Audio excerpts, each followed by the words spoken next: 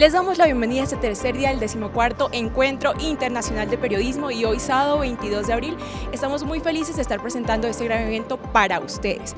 Y por supuesto aquí los invitamos con muchas sorpresas que les traemos, también le agradecemos su sintonía. Claro que sí, un saludo para todos y esperamos que en este tercer día de encuentro sea una gran experiencia para todos nosotros. Además trataremos muchos más temas del periodismo y tendremos la oportunidad de conocer grandes invitados, sobre todo muy especiales.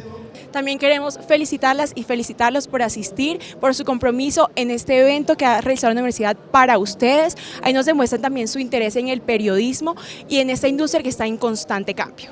Además, en este tercer día de encuentro esperamos que sea una experiencia totalmente llena de inspiración. Y bueno, Paulina, no sé, cuéntame mucho más sobre este panel. ¿Quiénes son los invitados de hoy? Claro que sí, Nairu, y el primer panel que está titulado como Diásporas Venezolanas, miradas desde adentro y desde afuera, tenemos nada más y nada menos que a Héctor Torres.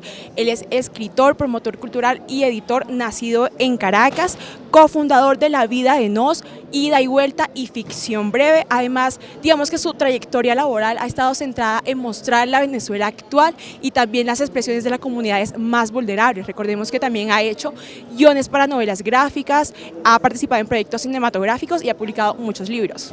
Bueno, como segundo invitado tenemos a Tulio Hernández. Él es escritor, sociólogo y profesor universitario de Venezuela. Además, es especializado en temas culturales de comunicación y opinión pública.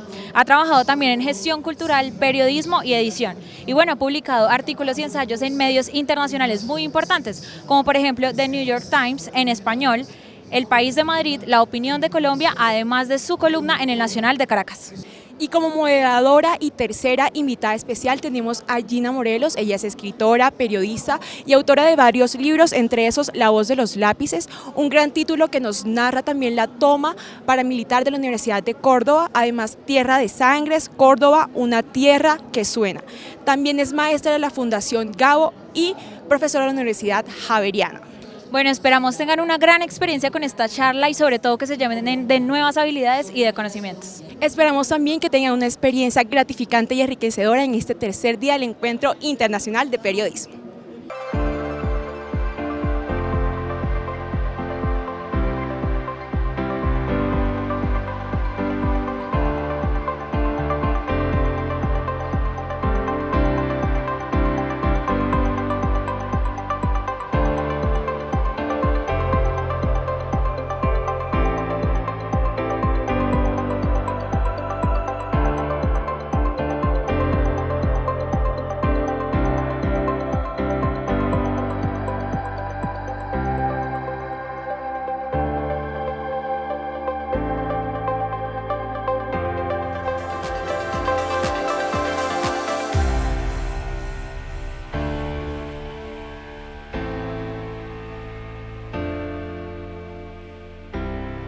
Quiero compartir con ustedes también, antes de empezar, un poco de las trayectorias de estos tres periodistas. Héctor Torres es narrador, promotor cultural y editor. Es codirector de La Vida de Nos, un aporte a la comprensión de la Venezuela de hoy, que fomenta la memoria y la identidad a través del arte de contar historias que ayuden a comprender este país hoy. También es miembro del colectivo Ida y Vuelta, que trabaja para ofrecer herramientas expresivas a comunidades vulnerables. Héctor ha sido pionero en la difusión de la narrativa venezolana en formato digital, guionista y ha escrito más de 6 libros, el más reciente, Presencias Extrañas. Tulio Hernández, sociólogo, que ha tendido vínculos entre la actividad académica, la gestión cultural, el periodismo de opinión y el oficio editorial. Su producción como columnista y ensayista es prolífica y sus textos han sido publicados en diarios internacionales como The New York Times, El País de Madrid, entre otros, así como en diversos medios colombianos y venezolanos. Es directivo fundador de la Asociación Civil Ávila Monserrate y coordinador académico del programa de formación La Diáspora Venezolana Democrática, Liderazgo Juvenil, auspiciada por la Fundación Nacional para la Democracia. Su libro publicado más reciente se llama El Poder de Reírse. Y Gina Morelos También es periodista y docente universitaria, merecedora de múltiples galardones como el Premio Gabo, el Premio Simón Bolívar, Ortega y Gasset y el Premio de la CIP en 2019, entre otras menciones y reconocimientos. Es autora de diversos libros y coordinadora editorial de Puentes de Comunicación, proyectos sobre migración de la Deutsche Welle Academy y Efecto Cocuyo. Bienvenidos, muchas gracias.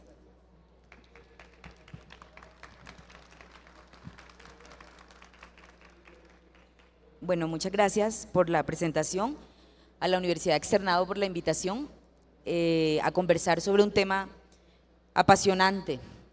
Las naciones que ven partir a sus hijos, a mi manera de ver, son patrias heridas. A ellas hay que narrarlas desde la literatura bajo presión, como Juan Villoro llama la crónica. Y esto es lo que yo de alguna manera creo que han hecho Héctor y Tulio a lo largo de su ejercicio, siguiéndole la pista a lo que ha representado las migraciones, específicamente la migración venezolana. Antes de venir para acá, tengo una manía que es revisar datos, siempre. El profe Tulio sabe que me encantan los números. Y los últimos datos sobre la diáspora nos dan cuenta de 7.239.953 refugiados y migrantes venezolanos en el mundo, 6 millones de ellos en América Latina.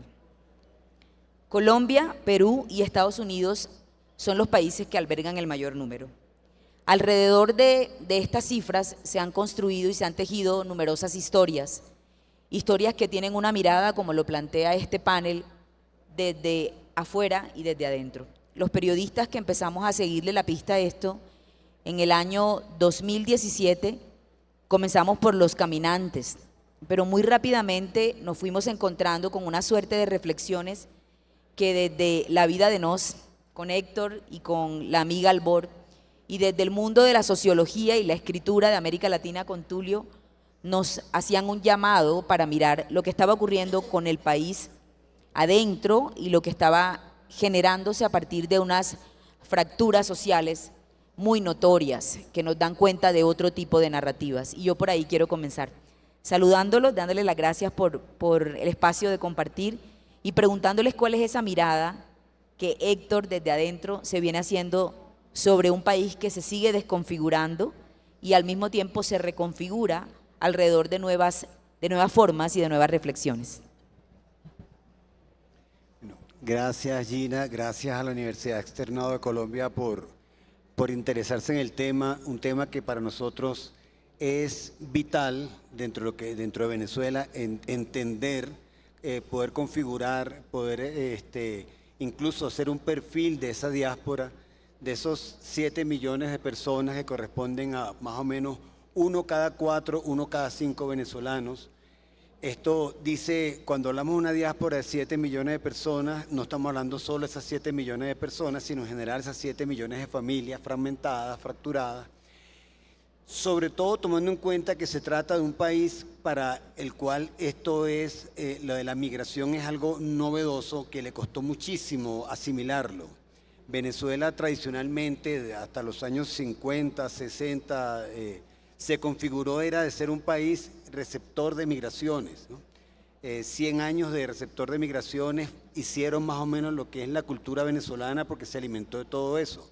Migración tanto de Europa como de América Latina.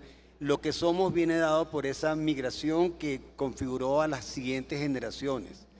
Entonces, de alguna forma, que sobre todo los venezolanos que pueden recordar otros tiempos, se le hizo muy difícil la migración y entender este proceso y asimilarlo y aceptarlo. Eso produjo muchísimas cosas, entre ellas fracturas de distinta naturaleza entre los que se iban y los que se quedaban. De alguna manera, ese dolor que sentían no sabían cómo digerirlo y lo convertían en una especie de resentimiento por el otro.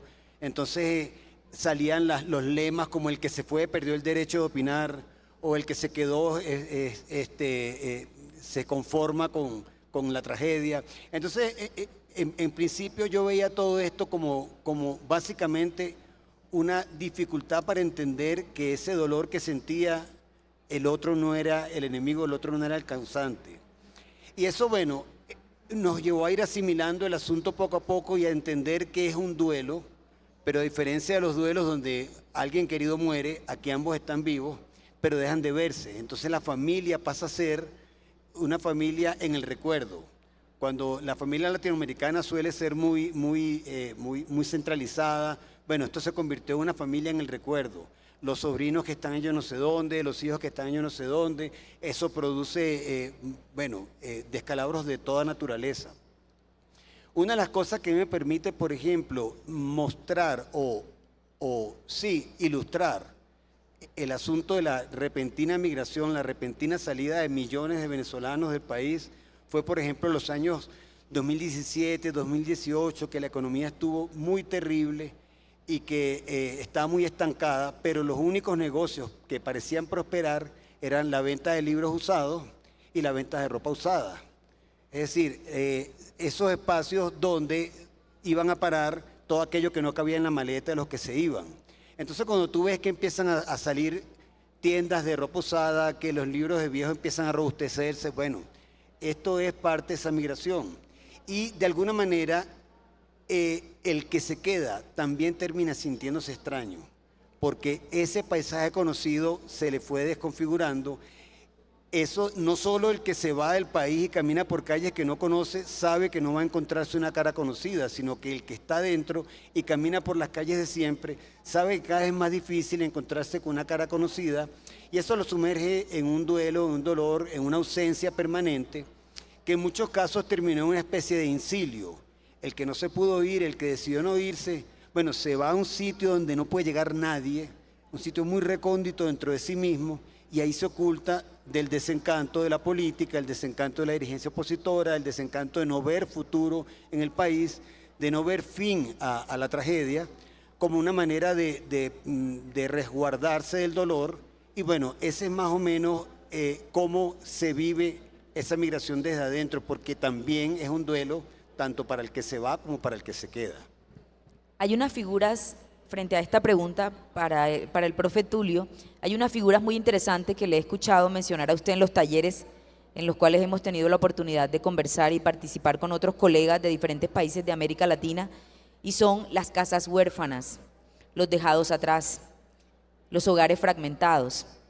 Me gustaría que nos conversara un poco sobre esa realidad de adentro y de afuera.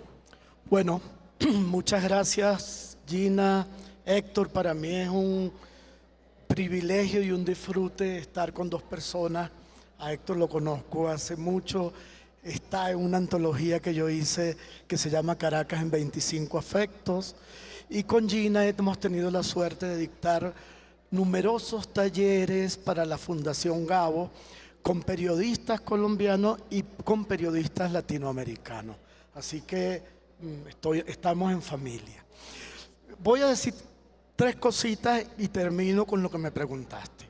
La primera es que es necesario que comprendamos que el fenómeno migratorio venezolano es el más grande, el más numeroso y el más apresurado del siglo XXI en todo el planeta, que comenzó siendo el fenómeno sirio y luego ha venido el de Ucrania, pero todos los dos fenómenos están superados por el fenómeno venezolano, que según los datos de ACNUR y de otra gente ya vamos por encima de los 8 millones. Segundo acontecimiento, es un tipo de migración muy particular, porque la migración de Siria está huyendo de una guerra civil, y la migración de Ucrania está huyendo de la invasión de una superpotencia, Rusia, a un pequeño país llamado Ucrania. En cambio, nosotros no. Nosotros somos migrantes de la descomposición generalizada de una nación que pierde toda lógica, que acaba con su aparato productivo, que destruye su democracia, que convierte el robo, la corrupción en algo normal. Y hoy en día el 25% de la población venezolana estamos afuera. 7 millones, 8 millones, sumen ustedes, es más o menos, imagínense por un segundo que Madrid se queda sola, que Barcelona se queda sola y que Roma se queda sola. Esos son, o que todo Nicaragua, o que 2 veces Costa Rica se queda sola, o que casi toda Bogotá se queda sola. Eso es lo que somos nosotros hoy. Y en Colombia somos 3 millones casi. Es decir, imagínense que se quedara sola Santa Marta, Barranquilla y Cartagena, que por cierto es una canción muy conocida en Venezuela. Lo tocaba Yavillo y aquí creo que era de Pacho Galán, no estoy seguro. Entonces, bueno, ese es el segundo elemento. Y el tercer elemento es que es una migración compleja, porque no es como cuando los migrantes se iban de un país, por ejemplo México, a buscar suerte y fortuna o mejores calidad de vida en México, en Estados Unidos. O cuando se fueron los colombianos por millares y millones a Venezuela en una época en que había en Venezuela trabajo, dinero. Yo nunca vi a un colombiano mendigando en Venezuela. Esa cosa tan dolorosa que es ver a connacionales pidiendo dinero en el Transmilenio, en las calles. Ni vi jamás a colombianos caminando por las carreteras de Venezuela tratando de llegar a un destino. Entonces eso es una cosa sumamente dolorosa, porque el migrante venezolano, y después hablamos de eso, es un migrante que sale, aunque no sea, sale como un refugiado, sale expulsado, sale a la incertidumbre. Sale y cuando atraviesa, para poner uno de los flujos, el puente internacional Simón Bolívar, como la mujer de Lot, no quiere volver atrás, no quiere mirar atrás, pero adelante solo le queda la incertidumbre. Hablo de la mayoría, que son los migrantes de pocos recursos. El migrante, el primero que llegó a Colombia, que era ejecutivo petrolero, o el que viaja a Europa y tiene recursos, es otra situación. Pero esa no es la mayoría. Y por último, a la respuesta. Generalmente se habla del duelo migratorio como un fenómeno propio del que migra. Pero hay otro duelo migratorio que es el del que se queda, de las familias, de los amigos. Esa imagen, el 31 de diciembre aquí en Bogotá, yo estuve conectado con 14 ciudades distintas para poder saludar a mi familia, a mis sobrinos nietos, a mis hermanos. Claro, en mi caso es un poco loco, porque mi padre nada más y nada menos tuvo 21 hijos, pero eso ya es una excepción. Pero el tema del dolor del que se queda y el tema que yo lo llamaba las casas huérfanas. Y también en Venezuela se acuñó una periodista un término que son los abuelos huérfanos o los abuelos Zoom, que son abuelos que en el momento que les tocaba vivir eso que todo el que tiene nietos confiesa como una de las experiencias más hermosas de la vida, no lo puede disfrutar. Y si lo disfruta es por Zoom o antes por Skype. Pero las casas huérfanas para mí es como la imagen más dura del abandono. Los que en mi caso, que hemos tenido que salir por represión política, agarrar una maleta, meter 2 camisas, 2 pantalones, una foto de tu familia o tu pareja y la laptop, y cierras la puerta y se queda toda tu vida allí.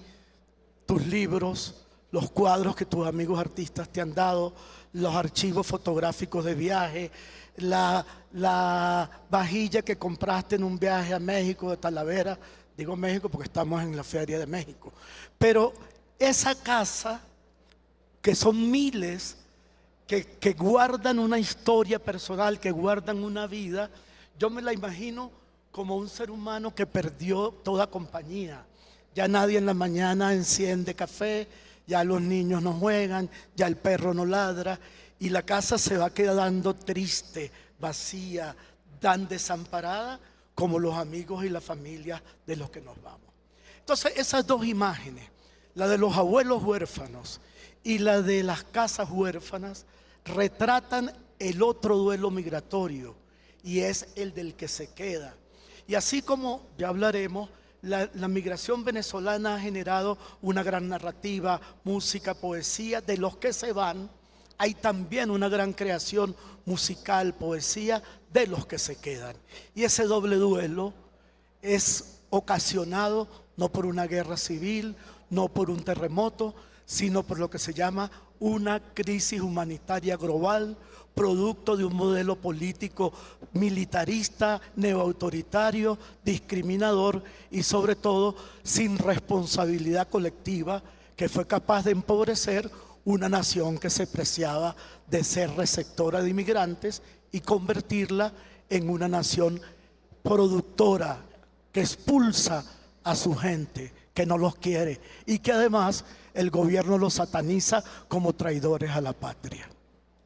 Ahí se desprende de las reflexiones de Héctor y de Tulio dos aspectos que a mí me parecen relevantes y que los podemos tratar de manera independiente. En una primera sugerencia, el perfil del migrante. En el año 2018, cuando se elaboran los primeros grandes reportajes en Colombia sobre la migración, y ahí hicimos un ejercicio muy valioso, 25 periodistas de América Latina, una de las discusiones más profundas que tuvimos fue ponernos de acuerdo sobre cómo se configuraba esa movilidad. Estamos hablando siempre de escenarios que nos convidan a citar como desplazamiento forzado, por supuesto migración, condiciones de refugio, estamos frente a categorías de exilio. Y recuerdo que el debate fue, ¿se fuga la gente de una nación, de un país? Y ahí empezamos a generar esta construcción de perfil de quien se moviliza, de quien salió de Venezuela. Cuando tienen que hacer desde la escritura, en la vida de nos, que han hecho un esfuerzo tremendo por acercarnos a unas crónicas tremendamente poderosas, o desde la construcción y el acompañamiento a otros colegas en los talleres, de cuál es este perfil del migrante, del fenómeno más abruptamente acelerado, como lo acaba de mencionar el profesor Tulio. ¿A qué nos vemos invitados a representar? ¿Cómo es ese perfil? Héctor. Es difícil posiblemente hablar de un perfil, ¿no? Yo creo que hay características generales que la principal de ellas es gente que perdió la esperanza de desarrollar un proyecto de vida en un país. De pronto vemos muchos casos de jóvenes que quieren independizarse de su hogar y les resulta imposible la idea de hacerlo dentro de Venezuela porque no hay condiciones dadas. Entonces, la idea de independizarse del hogar, sea en solo, sea en pareja, pasa por la idea de soñar un futuro fuera del país, ¿no? Entonces, yo creo que lo primero que podemos decir del migrante venezolano de forma genérica es el de alguien que perdió la esperanza de soñarse en su propio país, de construir una idea de futuro en las condiciones que está viendo. Entonces, se lanza a la incertidumbre de no saber exactamente a qué se enfrenta, si va a ser bien recibido. Valga decir, aprovecho, Colombia y Argentina, los países que han sido más amables con la recepción de venezolanos. Es una cosa que uno lleva en el corazón con gran gratitud porque, bueno, son personas que simplemente están buscando la posibilidad de imaginarse en la vida, en el futuro, y no la encuentran. Nadie se iría de su país si sentiría que allí está una posibilidad de hacer vida, de hacer futuro. La gente se va porque está buscando la posibilidad de vivir, de imaginarse el futuro. Entonces, eso en principio lo podría decir. Lo segundo, bueno, fueron oleadas. Como bien dijo Tulio, la primera oleada fue en avión, una clase media profesional que empezó a vislumbrar que en el discurso del poder había un peligro latente y empezó a imaginarse fuera del país. Luego vino una segunda oleada de jóvenes profesionales o en general jóvenes que necesitaban, o sea, que veían que era imposible mantenerse en Venezuela. Pongo un ejemplo, un periodista venezolano que es hijo de ecuatoriano, muy conocido, Jefferson Díaz, que tiene un trabajo sobre la migración. Él se fue de Venezuela el día que sacó cuenta y dijo que no iba a poder comprar pañales para su hijo que venía en camino. O sea, ya tan sencillo como no puede concebir la idea de que va a poder alimentar con cierta certeza a su hijo, siendo un profesional, joven, trabajador, etc. Bueno, esa es una segunda línea de personas que se fueron. Esos jóvenes, profesionales o no, esa fuerza laboral importantísima y esa fuerza de, digamos, de receptora de los conocimientos de los mayores, que ya no veían posible hacer futuro en el país. Y la tercera ola, la de los caminantes, la de los que se fueron a Curazao, los que se fueron a Trinidad, bueno, ya es simplemente el desespero definitivo. La gente que no veía ya la posibilidad de vivir y sabía que no decidirse si irse o no era decidirse por la muerte. Entonces se fueron oleadas caminando, se fueron en barco, se fueron en lanchas hacia Curazao, hacia Trinidad. Entonces digamos que fueron oleadas distintas con distintos perfiles. No sé si hay alguno en particular que los caracterice a todos o los galvanice, más allá del hecho de que gente que perdió la esperanza de poder mantenerse dentro del país y muchas veces pues lo que hizo fue eso, dejar atrás a veces a los hijos, a los padres, con la esperanza de poder más adelante ayudarlos o buscarlos o mandarles dinero simplemente. Yo creo que eso los caracteriza. Bien, lo primero que diría es que debemos establecer, y así lo establecen los organismos internacionales, una diferencia entre migrante y refugiado, o migrante y exiliado. El migrante es una persona que decide de manera sin coerción irse a otro país a buscar otra situación. Puede migrar por diversas razones, pero puede regresar a su país. Un refugiado, alguien que solicita asilo, es alguien que no puede volver a su país ya porque es perseguido políticamente o ahora se acepta perseguido por derechos, por diversidad de género, por ideas religiosas, o que en su país no puede mantenerse con vida porque los derechos elementales, el derecho a la alimentación, el derecho a la seguridad, el derecho a la atención de salud, no le son cumplidos por el responsable de hacer cumplir los derechos, que es el Estado. Entonces el migrante venezolano es un híbrido, porque no es exactamente todos, algunos sí lo somos, perseguidos políticos, pero una persona como la que describe Héctor al final, que es capaz de arriesgar la vida en el tapón del Darién, que mueren por decenas atravesando en la noche oscura de la madrugada en un barco sin seguridad ninguna para llegar a Trinidad, que muere quemado en Ciudad Juárez como acaban de morir, es alguien que está desesperado y que también es de alguna manera un expulsado, un desterrado de su país. Eso es lo primero que hay que decir.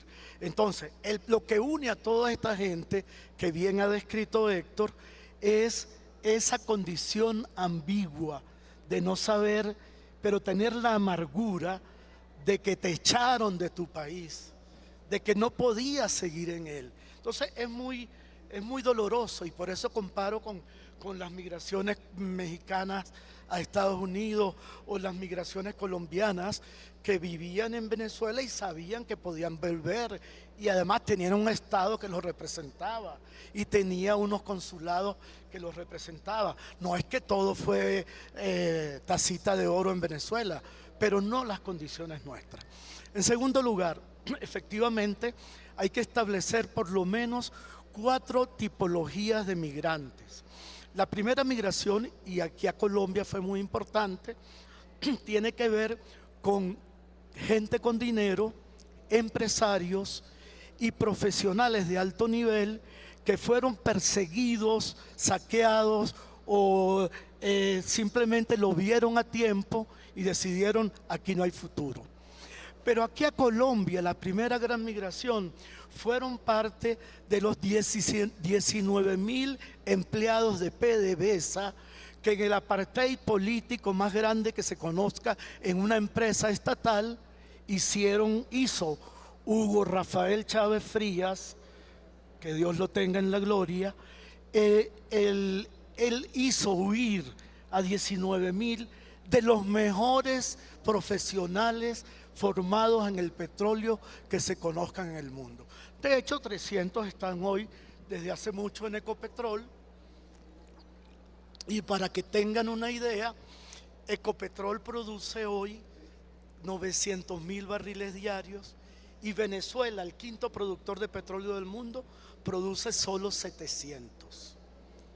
Entonces, la primera oleada, que incluso empezaron unos poquitos antes del chavismo, empezó, y yo digo que el símbolo de esa primera oleada es el piso, una obra de arte extraordinaria de Cruz 10 que está en el piso de salidas del Aeropuerto Internacional de Maiquetía, y la gente se tomaba las fotos de los pies sobre ese mural extraordinario.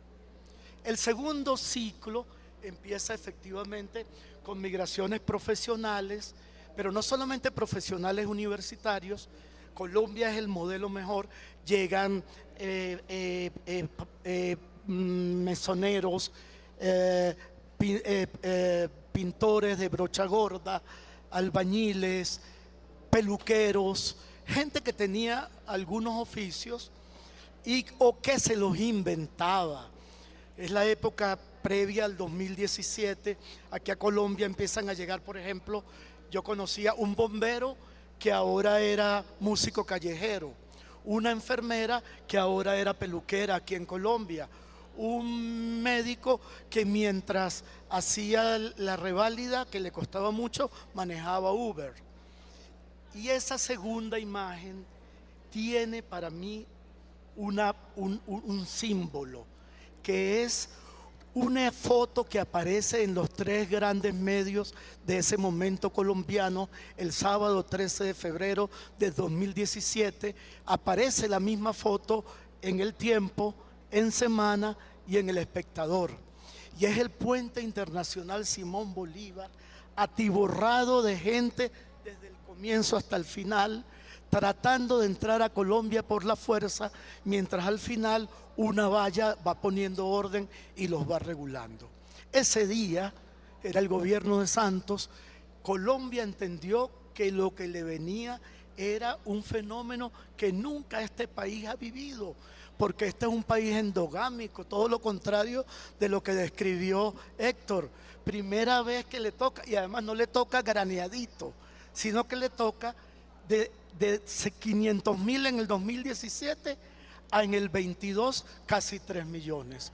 Y es en ese momento cuando empieza una de las políticas migratorias más generosas, responsables que haya hecho un país, y que lo hizo Colombia y que lo ha mantenido, porque lo hizo Santos, que creó el PEP, lo hizo Duque, que creó el permiso permanente, dándonos licencia para estar 10 años, trabajar, abrir una cuenta, pagar medicina pública.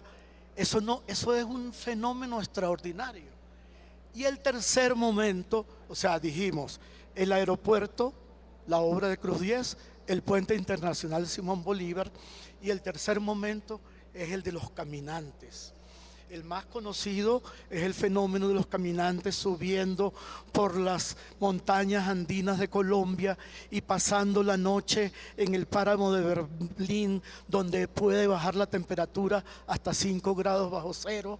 Personas que lo más que conocían del frío eran 20 grados, que se venían en cholas, en bermudas, que la gente hermosísima, que está en las carreteras, les daba cobijas en las noches en Pamplona, en Bucaramanga, en el páramo de Berlín, en Chitagá, en todos esos pueblos.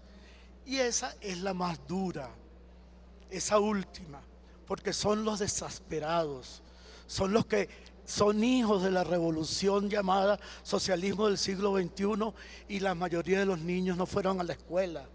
Son los niños desnutridos, son las familias. Yo, en un libro del cual hablaré luego, que aquí está su autora, Luz Marina Rivas, yo cuento cómo acompañé a unos caminantes desde Pamplona hasta bien arriba, y entre los grupos iba una mujer con un coche y un niño, y yo le pregunto que si era su hijo.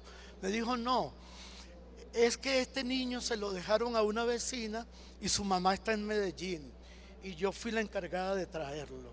Primero, que es generosidad; segundo, que es responsabilidad; y tercero, que locura, ¿no? O sea, qué desespero.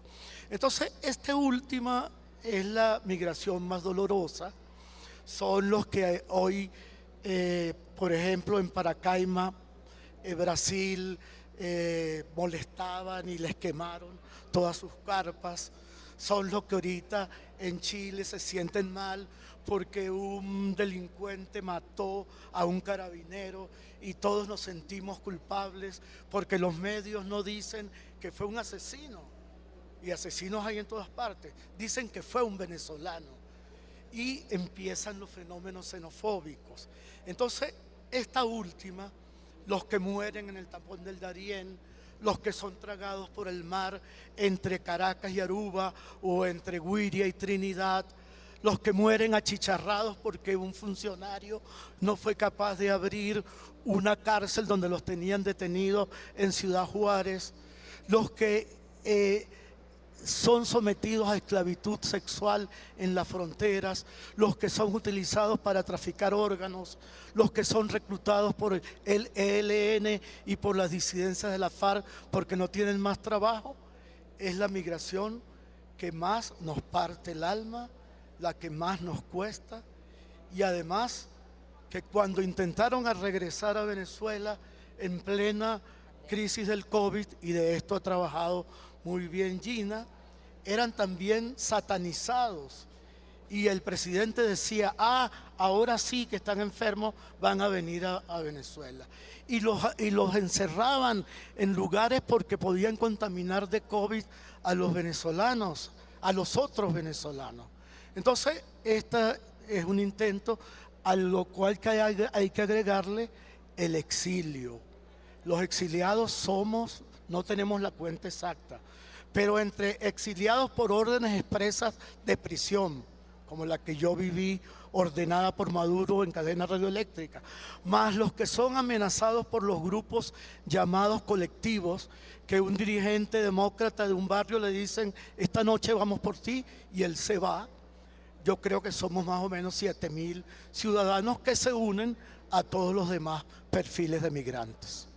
Hay un elemento importante que el año pasado generó, por supuesto, muchísimas piezas periodísticas, y es toda la migración por el Darién, que de alguna manera nos lleva claramente a hacer una reflexión sobre el papel de los Estados Unidos frente a las políticas migratorias. Yo tuve digamos que la fortuna de acercarme a esa orilla en diciembre del año pasado y hacer el recorrido con los migrantes y encontrar una suerte de características particulares de las que ustedes acaban de enumerar, como el hecho de que en campamentos donde hay alta concentración de migrantes venezolanos, asiáticos, indios, la característica particular de los venezolanos era la escasez de recursos para los costos tan elevados que representa atravesar el Darién. Atravesarlo con cierto nivel de seguridad puede llegar a costar hasta $1.000. Y eso se da en momentos en que hay toda una suerte de confusión en la política migratoria norteamericana, en abrir puertas para quienes llegan en avión, pero en no reconocer lo que se empieza a generar en la frontera con México. ¿Cuál es el análisis que ustedes pueden de alguna manera aportar frente a este fenómeno y las preguntas que se pueden derivar de allí, que nos puede ayudar justamente al periodismo a seguir generando inquietudes para la cobertura. Bueno, mira, sí, el fenómeno del Darién particularmente es complejo y es duro. Y hay una cosa que en general sucede, y es que es muy fácil utilizar políticamente a los migrantes, que son víctimas de alguna manera, utilizarlos como parte del problema a secas, sin entender de qué problema estamos hablando. Recientemente, dos noticias o dos grupos de noticias en Venezuela han copado las redes sociales, la poca prensa que queda, y no sé, como he estado adentro, no sé cómo se ha visto eso fuera del país. La primera de ellas es la razzia que inician desde el gobierno de Maduro con un grupo en el poder, otro grupo de los que están en el poder, por la ola de corrupción. Entonces empiezan a nombrar unas cifras inimaginables que en principio uno puede entender que es apenas parte del problema, pero que nos explica por qué la pobreza, el por qué la ausencia de condiciones mínimas, el por qué la violación de todo tipo de derecho a la salud, a la educación, padecen las personas. Esto es apenas un esbozo pequeñísimo de lo que ha sido el saqueo y la corrupción en Venezuela. La segunda noticia fue más reciente y tiene relación con la Corte Penal Internacional, los más de 9.000 casos que aceptó el fiscal general de la Corte Penal Internacional sobre tortura, represión, etcétera. Entonces, para uno poder ver ese perfil de migrante, para uno poder entender esa gente que es capaz de irse por el Darién, uno tiene que ver, o sea, parte de esa historia está allí. Básicamente, que estamos hablando, un grupo en el poder que se niega a ser desalojado por caminos democráticos, enormemente corrompido y enormemente corruptor, pero también enormemente sádico. O sea, yo estuve leyendo algunos de los testimonios de los casos de tortura, y me tuve que detener en un punto porque me estaba descomponiendo.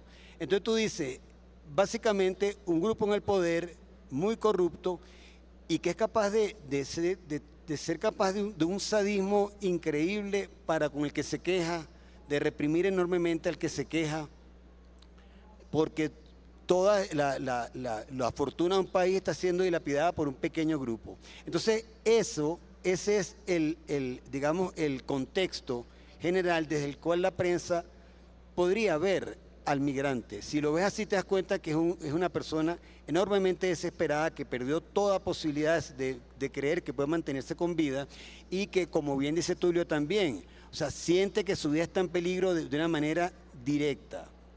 Entonces, claro, esto forma parte de algo mucho más complejo, de una economía mafiosa que es la misma que podemos ver en las minas del sur, donde grupos armados hacen dinero a costa de la desesperación de los demás.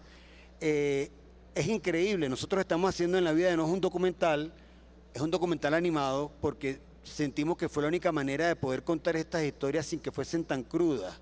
Un documental animado sobre la migración que se llama Caminos hacia ninguna parte, donde contamos historias distintas de personas que se han ido del país por distintas vías. Una de ellas, por supuesto, fue el caso de un ex policía de Carabobo que se fue por el Darién. Y fue famoso porque fue grabado en video, estaba muriendo frente a la cámara de alguien que lo grabó. Y bueno, y entrevistamos a los padres y esa cosa terrible que los padres se enteraron de la muerte del hijo por videos que circularan, porque la novia le dijo, señor Freddy, venga para que vea, este es Freddy, ¿verdad? Entonces, y nunca sintieron de parte del gobierno ninguna explicación, ninguna diligencia al respecto. Bueno,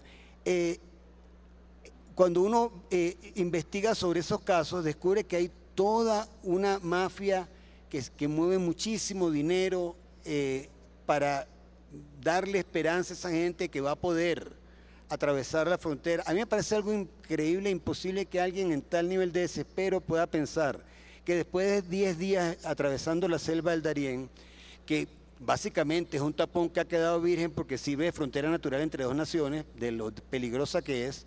Entonces, una persona puede atravesar 10 días esa selva, luego atravesar toda Centroamérica, atravesar México y pensar que va a llegar a Estados Unidos a resolver un problema que tiene, una ilusión de mejoría. O sea, ¿qué nivel de desesperación tiene que haber para sacar esa cuenta? Además de eso, tú dices 1000, pero los testimonios de varios de las personas que entrevistamos hablan de unas cifras increíbles, hasta de $4.000, llegan a pagar en distintas etapas durante el camino para atravesar el Darién. Entonces, lo terrible es eso, es saber que incluso se promocionan en redes sociales como grupos de turismo, o los que se van por Santa Marta, agarrando por el mar. Ellos se pueden promocionar, están a la vista, se hacen pasar por guías turísticos y bueno, la gente desesperada es capaz de cualquier cosa por creer que va a poder resolver el problema por un sueño que se va a convertir muy pronto en una pesadilla. Entonces, básicamente, en principio eso, o sea, lo que produce esta terrible tragedia son grupos mafiosos que se lucran a costa de esa desesperación, haciendo el problema cada vez más agudo. Sí, dos temas. El tema de Estados Unidos. La política migratoria de para Estados Unidos se ha convertido en un grave problema y en una gran contradicción. Fíjense qué interesante que los países más condenados, o el país más condenado por la retórica, ya no sé si llamarla de izquierda porque me cuesta decirle de izquierda al gobierno venezolano, y menos aún si a uno le queda algún aliciente al gobierno nicaragüense y el comunismo cubano. El país más satanizado es Estados Unidos, pero todos los cubanos que se van de Cuba quieren irse a Estados Unidos. Y ahora el país más satanizado por Maduro y antes por Chávez, pues antes no había tanta migración, digamos, de gente humilde hacia Estados Unidos. Hoy sí.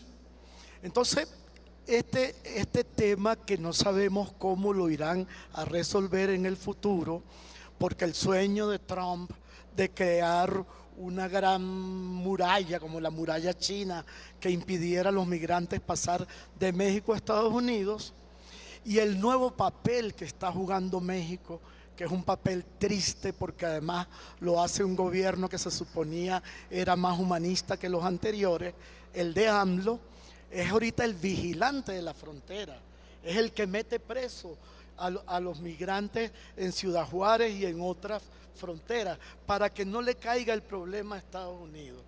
Entonces, lamentablemente, para los discursos antiimperialistas, todos sabemos que el sueño americano tiene sus bemoles y que no es tan bonito como lo pintan, pero la gente sigue queriendo irse allá. O sea, nadie se quiere ir a Venezuela, a Nicaragua ni a Cuba. Entonces, este es un primer problema. Este problema tiene que ser resuelto internacionalmente, con valentía.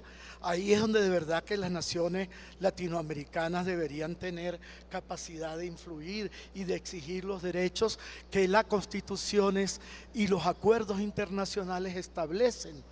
Porque hay que establecer una diferencia entre la solidaridad humanitaria con el migrante, que es muy valiosa, con el derecho que establecen centenares de acuerdos internacionales para los migrantes, ser tratados como ciudadanos, así como es libre desde que empezó la globalización, la mudanza de los capitales, tenemos derecho a que sea libre la movilización humana. Entonces, este tema con los Estados Unidos, sabemos que es complejo, sabemos que tiene muchas aristas, pero necesita la comunidad internacional que asumirlo. En ese sentido somos más o menos iguales que los indios, que los chinos, que los cubanos, que los haitianos, que los nicaragüenses, que los salvadoreños, guatemaltecos y ahora también hay un recrudecimiento de la migración colombiana. Esto es un dato muy interesante. El año pasado Migración Colombia estableció que 510.000 colombianos que salieron no regresaron. Segundo elemento, el periodismo. No voy a hablar desde cómo hacer para convertir en grandes relatos y en grandes temas estas historias, sino una cosa que Gina Morelo, y de verdad le admiro y le agradezco, ha convertido en una convicción, en una prédica y en una práctica, que es el periodismo de calidad aplicado al tema de la migración. Y ese periodismo de calidad solo se puede hacer, primero, con una comprensión holística del fenómeno migratorio y de los derechos de los migrantes.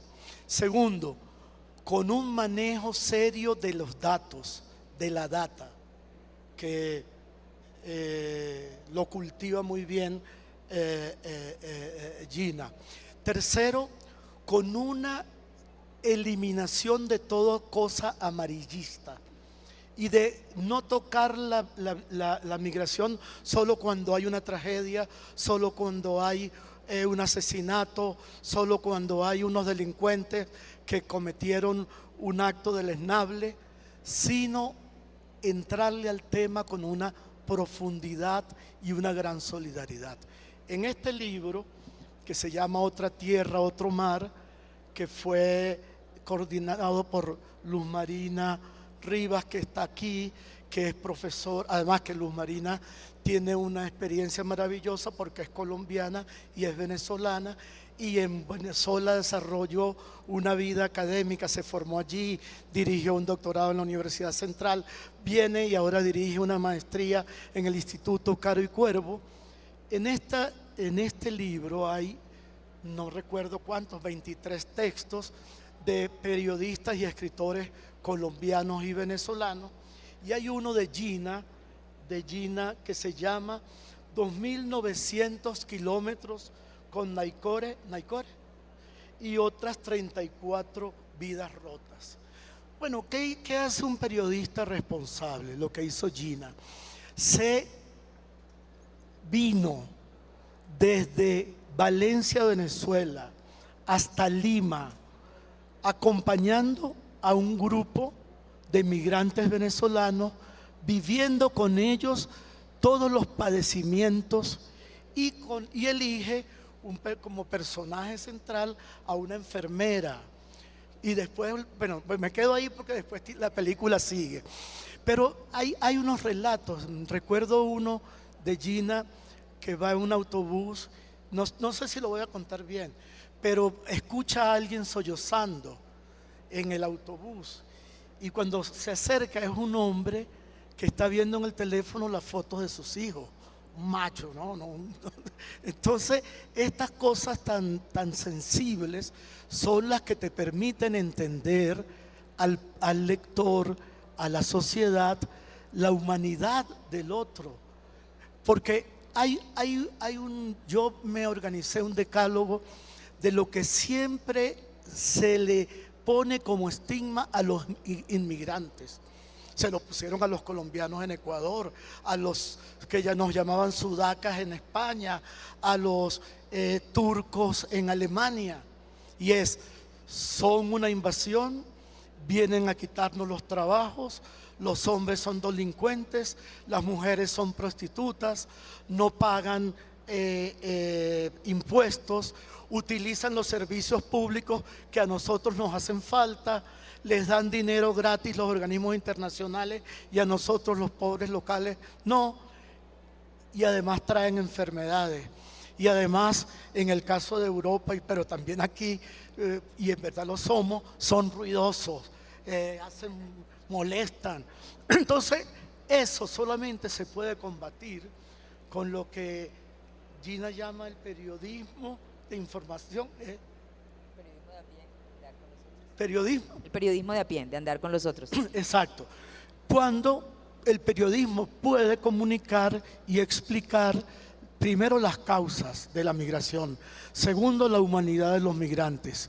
Y tercero, que es muy importante, los beneficios que siempre la migración trae consigo, creando diversidad en los países, enriqueciéndolos culturalmente, pero también generando, como lo genera en este momento la migración venezolana, aumento del Producto Interno Bruto, aumento de digamos, la gama de profesionales que existen, y esto también debe ser parte de un periodismo comprometido, inteligente y de calidad.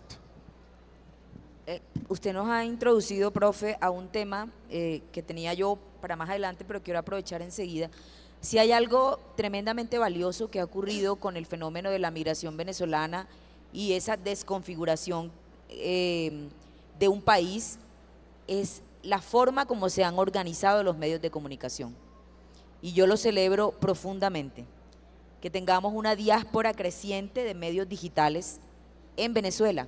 Si nos pusiésemos muy juiciosos a hacer un análisis de ese crecimiento de lo que el maestro Germán Rey llamaría el hormiguero digital en América Latina, hay un libro fascinante que podemos consultar en las páginas de la Fundación Gabo. Si nos concentrásemos a analizar eso solo en Venezuela, encontraríamos una cantidad de recursos y de datos tremendamente valiosos. La vida de nos es eso, y yo de verdad siempre me siento muy movida por las historias que ustedes nos comparten, porque además nos remonta al título de este conversatorio, y lo que sucede adentro. ¿Quién nos cuenta lo que sucede adentro? Y nos lo cuenta la vida de nos, y nos lo cuentan otros medios que están haciendo un frente resistente por un ejercicio periodístico narrativo de altísima calidad, pero también investigativo. Y viene a mi mente solo un proyecto, por mencionar entre tantos, el que se hizo en plena pandemia, de reconstruir un proceso de movilidad de la mano incluso de una organización en Colombia que fue de justicia. Héctor, yo quisiese que nos hablásemos un poquito de eso, de lo que hace la vida de nos, de cómo ha venido contando la vida de nos la migración y cómo es posible hacer eso desde adentro con todas las limitaciones y dificultades de datos que existen, pero al mismo tiempo de movilidades internas, dadas las preocupaciones que para los periodistas pueda tener decir cosas que incomoden al gobierno. Claro. Bueno, la vida de nos, en principio voy a comentar brevemente cómo nació, y nació de la idea de la periodista Albor Rodríguez, una periodista con una enorme trayectoria en Venezuela, que siempre ha tenido interés por el periodismo narrativo. Cuando hace 7 años más o menos, ella me convocó a una reunión donde ella me invitó o quiso compartir conmigo una idea. Me dijo, yo tengo la idea de hacer un sitio que solo sea para contar historias reales de la gente común. ¿Cómo te suena eso? Entonces, ella tenía muy claro que ella necesitaba un escritor del otro lado de la conversación, precisamente para que uniéramos ambas herramientas, toda la capacidad investigativa y rigurosa sistemática del periodismo, pero también con todas las herramientas expresivas de la literatura para producir emociones. Bueno, el nacimiento de la vida de nos fue el producto de largas conversaciones donde fuimos hicimos un decálogo, conversamos muchísimo sobre cómo lo estábamos viendo y agregamos y fuimos sumando a un grupo de jóvenes periodistas, los que formamos como editores, porque básicamente la vida de nos no tiene una plantilla de autores, sino una plantilla de editores.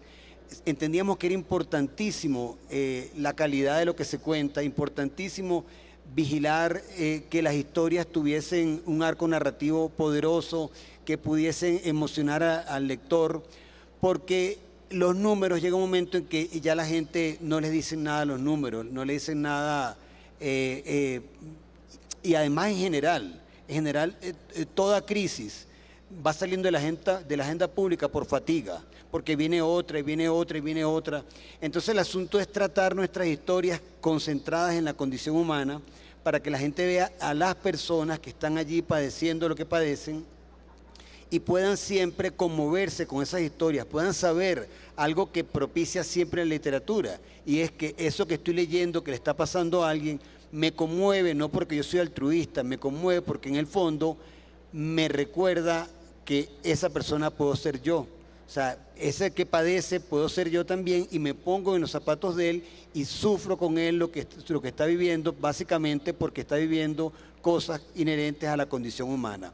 Entonces, bueno, nosotros hicimos un ejercicio muy profundo de hacer eso y fuimos creciendo en eso de contar historias. Contamos la historia del país desde todo punto de vista, pero siempre pensando en contarla desde la mirada de la gente común, desde la mirada del que padece. O sea, todas las aristas de la crisis venezolana las hemos abordado en la vida de Nos, pero también la historia de migrantes que salieron en búsqueda de su destino y lograron establecer proyectos exitosos en las tierras que los acogieron. Es decir, nos interesa hacer digamos un tapiz, si me perdona la expresión, un tapiz de voces, pero un tapiz variadísimo de toda esa mirada desde la gente común de lo que es la crisis venezolana. Obviamente, dos de los temas que ocupan muchísimo los espacios de la vida de Nos fue durante los años 2017, 2019, la represión y, por supuesto, transversalmente a toda nuestra historia, la migración, ¿no? Entonces, para nosotros ha sido un tema vital hacer entender al otro, al migrante, desde el punto de vista humano. Y hemos llevado a cabo proyectos para ello, pues buscando ese tipo o sea, buscando ese propósito, poder lograrlo. Uno de ellos fue la serie esa Los Confinados, que hicimos con De Justicia, que la hicimos en plena pandemia. Otra de ellas fue también la red de periodistas migrantes, que hicimos un taller para periodistas venezolanos que estaban en cualquier parte del mundo, que hicieran un taller gratuito con nosotros y que escribieran historias de migrantes en las regiones donde ellos se encontraban. Entonces, para nosotros, y lo hemos hecho mucho también hacia el corazón de Venezuela, hemos hecho varios talleres, hemos hecho incluso tuvimos un tiempo haciendo un programa que se llamaba el Taller Itinerante de Periodismo Literario, porque íbamos a las regiones, porque nos interesa formar a los periodistas que están en las regiones del país, donde hay, por cierto, unos desiertos informativos espantosos, donde la poca prensa que existía ya no existe, formarlos para que ellos sean esa mirada del país, de la gente común, como en la vitrina que nosotros le ofrecemos, que es la vida de Nos. Igualmente tenemos un programa que hemos llamado la Red de Embajadores, que es que creamos embajadas en distintas ciudades del mundo. En la de Bogotá, por cierto, vuelvo a nombrarla, Luz Mariana Rivas, es nuestra embajadora en Bogotá. Tenemos embajadas en Madrid, tenemos en Ciudad de Panamá y tenemos en Buenos Aires, donde a partir de las historias de la vida de Nos congregamos personas para que se lean las historias, se comenten, se puedan buscar expertos que hablen del tema, un poco para mantener no solo al venezolano unido a su idea de ser venezolano, de estar allí en el tema venezolano, entenderlo, vivirlo, no desprenderse de su condición venezolana, y también para que ellos sirvan para divulgar lo que pasa en Venezuela entre las personas a donde ellos fueron a vivir. Entonces, para nosotros es la única manera que encontramos de contar esta historia, es apelando a eso, a historias muy bien curadas, donde la emoción sea importante, partir de aquello que dijo Joseph Campbell, que dice que cuando ves el mundo a partir de los aspectos mitológicos, te puedes poner un poco más de acuerdo con este valle de lágrimas que es la vida, ¿no? Entonces eso, pues tratar de convertir eso en historias poderosas, porque esas historias poderosas le pasan a gente, y cuando logramos eso, logramos despertar la compasión humana, el entender que ese puedo ser yo, y a partir de allí entender que ese es mi problema de alguna manera. Ese es el trabajo que venimos haciendo desde hace casi 7 años, ahora en enero que viene son 7, y bueno, hemos tenido logros más o menos valiosos en ese sentido. Valiosos, diría yo, más o menos no, muy valiosos.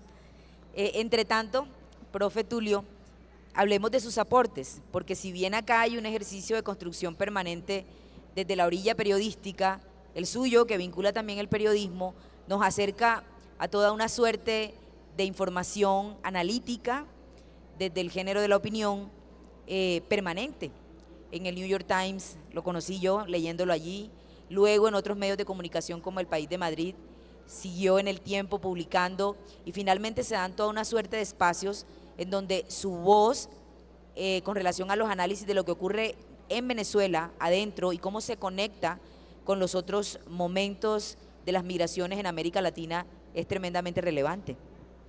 Sí, a mí yo creo que el trabajo más grato en relación al tema del periodismo y la inmigración son los talleres que hemos dado con la Fundación Gabo.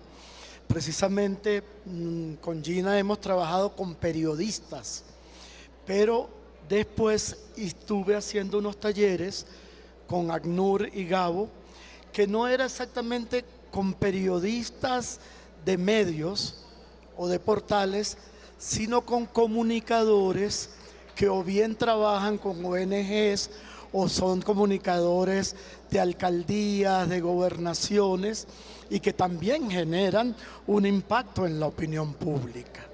Entonces, reflexionar, por ejemplo, entre Gina y yo, con mi visión más sociológica, con la visión más del tema, digamos, como víctima no directa, pero en parte sí, como solidaridad nacional. Entonces, ¿cómo mezclar el tema que Gina lo ha trabajado mucho, el tema de que el periodista no tiene por qué saber de todo, pero sí puede buscar a los analistas, a los académicos, a los investigadores y apoyarse en ellos para construir un periodismo que de alguna manera ayude a lo que es más importante para las migraciones, la integración dentro de los países a los que llega. Es decir, la posibilidad que se convierta en un ciudadano. Y para que sea ciudadano, es la tesis que hemos venido manejando, hay que pasar de la migración asistida, esa migración que tiene una parte humanitaria, que en algunos países se convierte en refugio donde viven por años los migrantes, a la migración productiva. Es decir, para ser ciudadano tienes que producir, tienes que tener ingresos, tienes que pagar impuestos, tienes que respetar las normas, tanto las universales como las del país donde llegas. Y eso requiere también de una educación de ida y vuelta, porque no es fácil tampoco recibir a los migrantes. La especie humana es la única que no reconoce de inmediato a otros miembros de la especie como iguales. Por eso, hace apenas 4 siglos se discutía si los aborígenes americanos tenían alma o no. Y por eso el racismo sigue existiendo todavía de una manera cruel. Y la xenofobia, y la intolerancia religiosa, y la intolerancia política, porque no terminamos de reconocernos en nuestra diversidad. Entonces, de lo que habla Héctor, que en el fondo es la compasión, vivir con el otro, que es la empatía, es un trabajo profundo de las narrativas, del periodismo, de la literatura, y por suerte, yo creo que esta es una de las migraciones más narradas, no solamente por periodistas colombianos, sino por escritores venezolanos, periodistas argentinos, periodistas brasileños que fueron nuestros alumnos, y eso hace que tal vez haya más comprensión de lo difícil que es la migración como constante humana y de lo rico que es la migración. Yo, por ejemplo, coordiné un libro que se llama Humanistas Españoles en Venezuela, que era una forma de agradecerle lo que había hecho la migración española de la posguerra civil para enriquecer la vida universitaria y en general la vida cultural venezolana. Y esta es la otra parte de la migración que hay que valorar desde cada país receptor. Bueno, ya nos quedan pocos minutos. No sé si hay espacio para preguntas del público, ¿sí? un par de preguntas que vamos a abrir. Adelante. ¿Te acercas aquí para que te puedan escuchar los demás en el auditorio?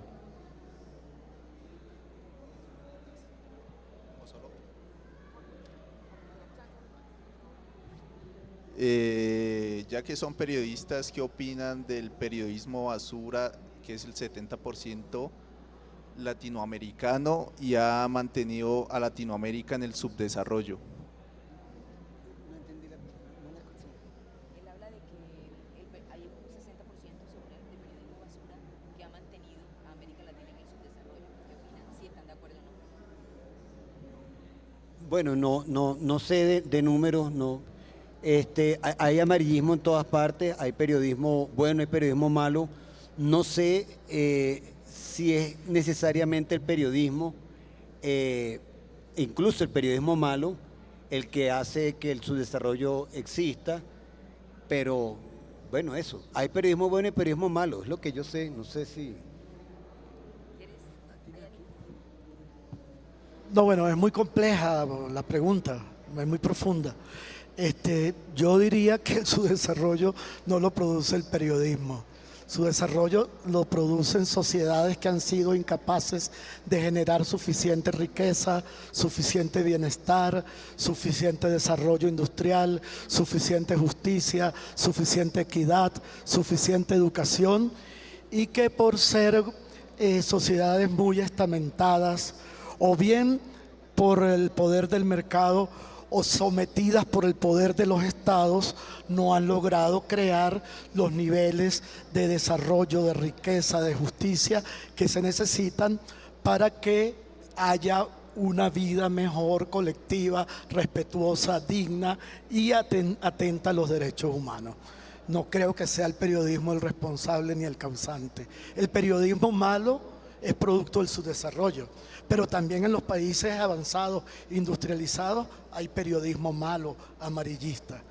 Yo creo, por el contrario, que gracias al buen periodismo, muchas sociedades nuestras han salido del atraso y han podido denunciar los males de los gobiernos que lamentablemente en América Latina comparten izquierdas y derechas su incapacidad para resolver los problemas colectivos.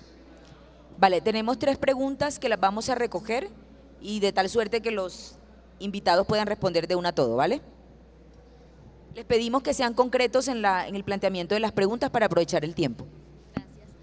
Yo quisiera preguntarles, además de sacar las noticias de delincuencia, bueno, y todas estas que hablan de lo negativo que pueden realizar algunos migrantes venezolanos, ¿cuál sería otra táctica o estrategia para que los medios narremos y normalicemos la migración dentro de Colombia? Segunda pregunta.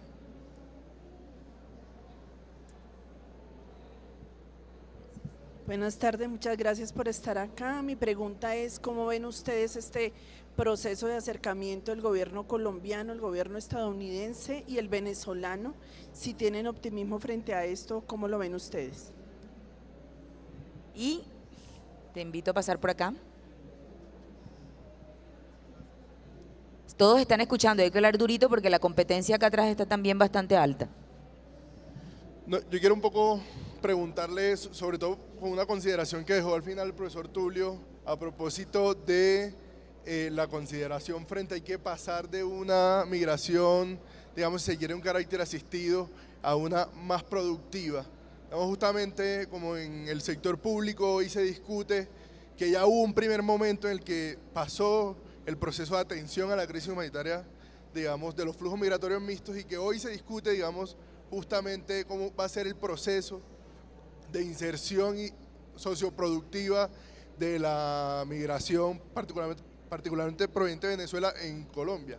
Digamos, yo creo que ya este primer momento de la asistencia dejó algunas lecciones. ¿Cómo cree que se puede aprovechar todo ese primer momento para esa inserción, digamos, de forma mucho más exitosa? Gracias. ¿Quieres comenzar? Bueno, puedes escoger la que gustes para con respecto a la primera pregunta sobre cómo se puede abordar la migración desde el periodismo, más allá del amarillismo, yo creo que lo comentamos un poco en principio y a mí me parece importante es eso, es poder ver el contexto en que se da esa migración y es poder entender la condición humana del migrante, ver que en cada historia lo que estás contando es una historia humana.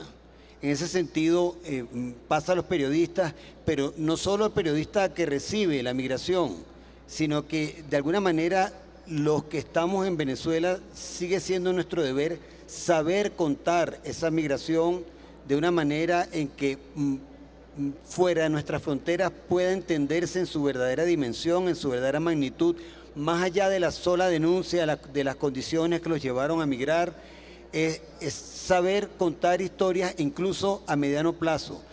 Pongo un ejemplo, hay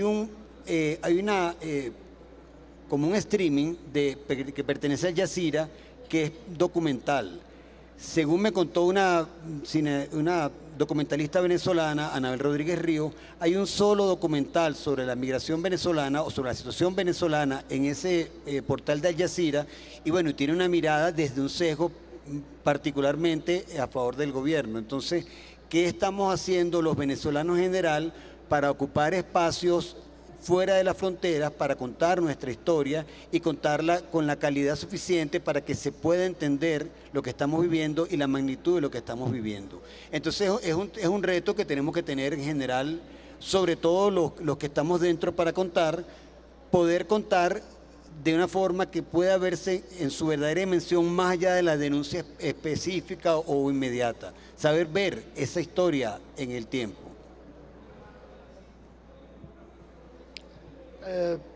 A ver, son 3 preguntas. Las estrategias periodísticas. Yo creo que, por cierto que les pido a los que quieran ingresar en la página de la Fundación Gabo. Allí hay un manual, digamos, que una periodista hizo a partir de los talleres que me correspondió impartir. Se llama ¿Cómo narrar la migración colombiana? Y hay un decálogo de buenas prácticas periodísticas que yo no sé si la habré citado, pero que realmente lo fuimos haciendo Gina y yo a medida que avanzaban los talleres. Primera cosa importante, manejar las cifras correctamente.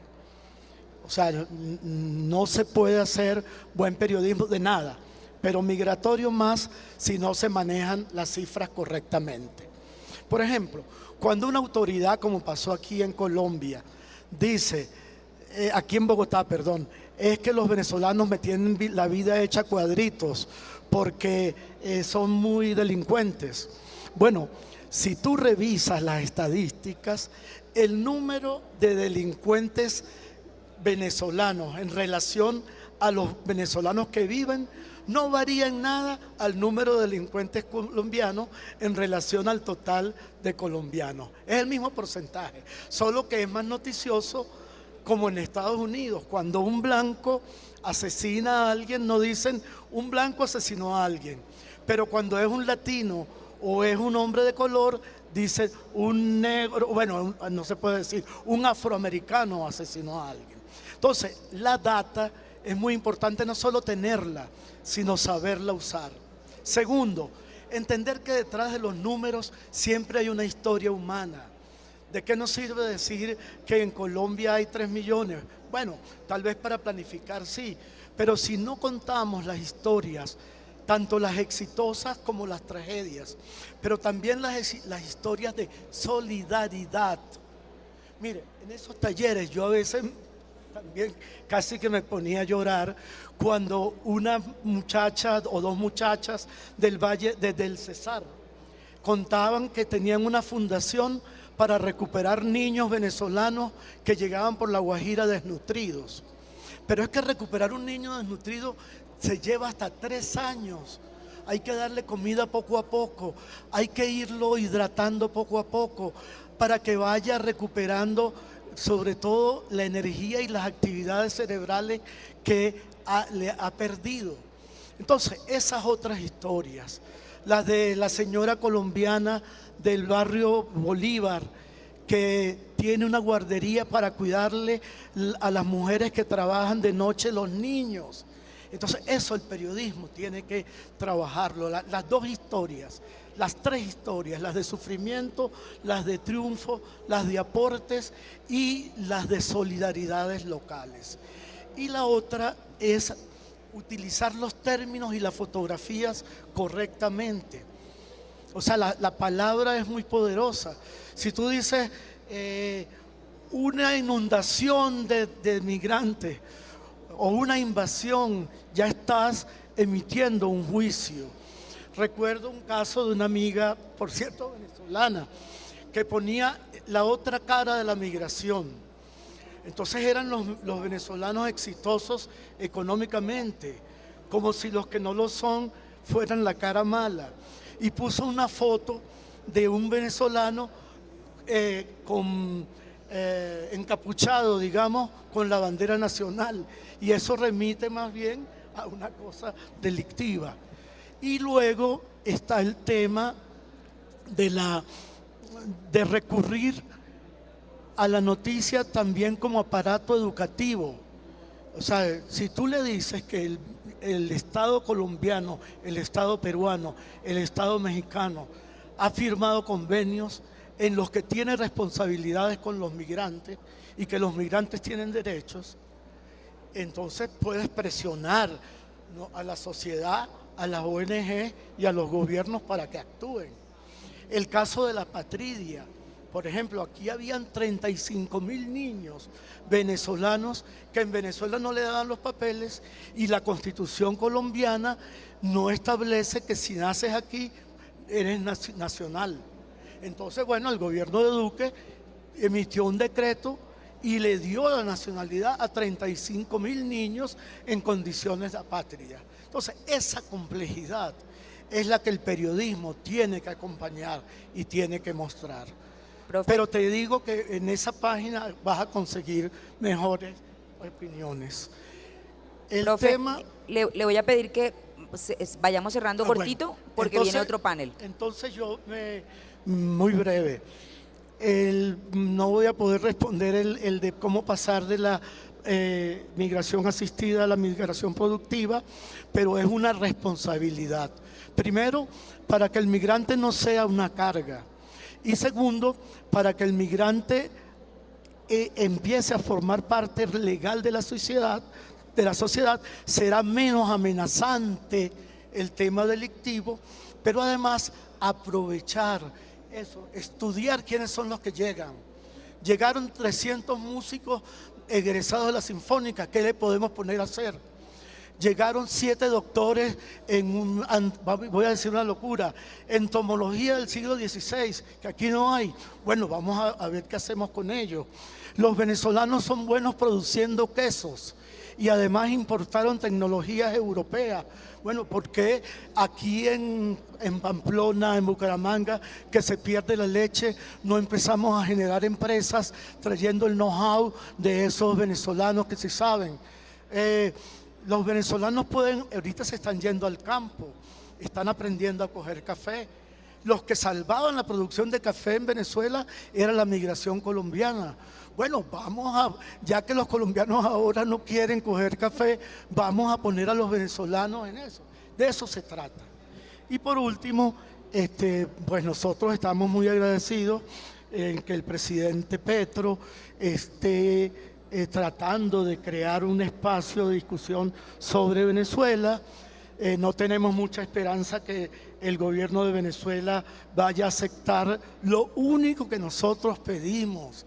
Solo pedimos una cosita: elecciones libres, con observación internacional, que suelten a los 390 presos políticos, que rehabiliten a los partidos que prohibieron, que nos permitan votar a los 4 millones de votantes que estamos en el exilio. Más nada, nosotros no pedimos más nada. Ahora, si el presidente Petro nos ayuda en esa tarea y nos ayuda a denunciar la violación de derechos humanos, porque denunció la de Ortega, pero no ha denunciado la nuestra.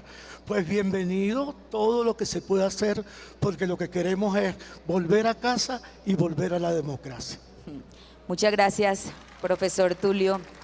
Muchas gracias, Héctor. Si hay algo interesante que se desprende de todo lo que ellos nos han aportado en la tarde de hoy y que yo celebro, es el hecho de que rápidamente en el 2018 el gobierno de Nicolás Maduro dijo que la migración era una invención. Posteriormente, cuando la pandemia, se comenzó a sentir toda esta xenofobia interna.